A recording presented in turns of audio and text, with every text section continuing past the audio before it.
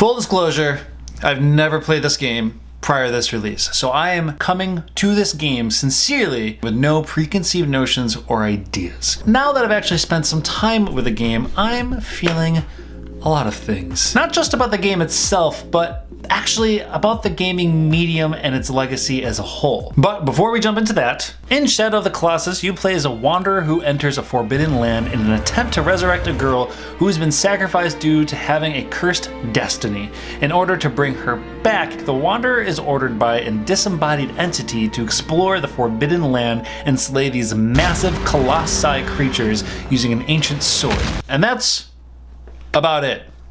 Then the game goes. I can tell you in the short time that I played this game that it is unlike any other gaming experience I have ever had, which begs a lot of interesting questions. As I wander this massively vacant land, hunting down these towering, intricately detailed colossi, all I really felt was loneliness. And aside from that, nor does the game actually feel fun. Yet, neither one of those things I consider a bad thing. Every time I managed to climb up on top of one of these giant colossi and slay it, I never felt necessarily rewarded. There was never this hurrah moment where you got a bunch of experience and a bunch of sweet loot. None of that. The beast dies, and then you go on your merry way into this vacant, empty world to slay down the next towering creature. And all these feelings, the lack of reward, this vacant, vast, empty, lonely place, it all feels deliberate. And that is, to me, where the game feels like an odd bedfellow when in line with other games, especially those that are on a AAA status. Because the lack of reward, this kind of vacant, empty place, the kind of vague, cryptic story to push this character forward, all of those things when added together are quite contradictory to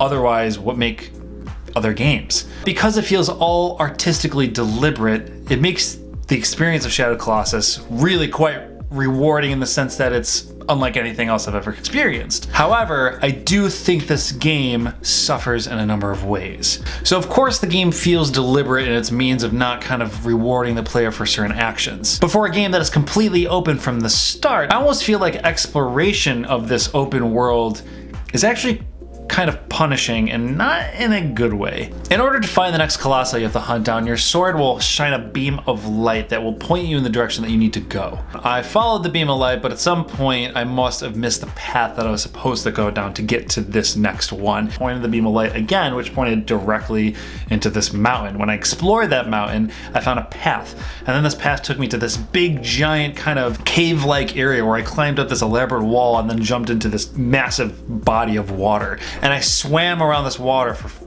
maybe 10 minutes straight, just waiting patiently for this colossi to appear or for a scene to trigger, and it never happened. Finally, I gave up and I assumed that I was completely in the wrong place. But when I tried to get out, there was no way to leave, or at least a way that I couldn't find. I was just desperately swimming against walls. It just got to the point where it made more sense for me to quit my game and reload rather than actually try and find whether or not the developers left a way back out. Something else I found extraordinarily frustrating was its camera. Its camera seemed to have a mind of its own, doing whatever the hell it wanted. No matter where I tried to point the thing to look at the colossi, the camera would clip into things or completely point into a direction I didn't want to. But aside from that, that isn't to say that this game is outrageously inspiring, and some of the colossi that I've fought so far have been some of the most incredible experiences I've ever had. This game has set the standard for how you should take a classic and try to revitalize it and give it longevity. But that isn't to say that there are definitely things in this game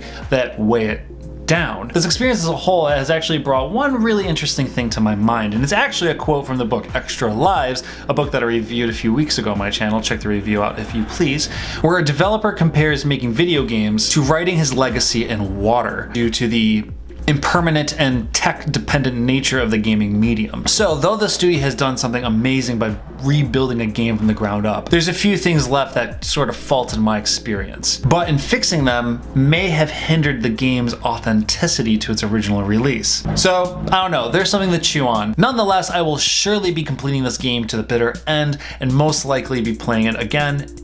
I have a feeling that it's going to be lingering with me and making me think a little bit differently how I play certain games, as it is already. That's all I got for today. Thank you so much for watching. If you haven't already, go seek me out on Twitter and Instagram. Twitter is where I kind of stomp around the most, so please come by, say hello. I'm Indovina. Thanks for watching. Till next time, goodbye.